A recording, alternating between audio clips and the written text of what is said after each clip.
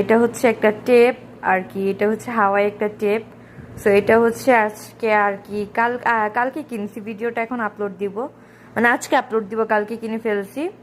So হাওয়াই phone tap, এটা তোমাদের সাথে শেয়ার করবো যে কেমন।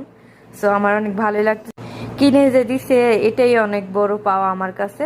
সো পরে আবার আইফোন কিনবো, দেখা যাইব যখন আমি আর কি বাংলাদেশের সবাই লাস্টে কিনুম আইফোন।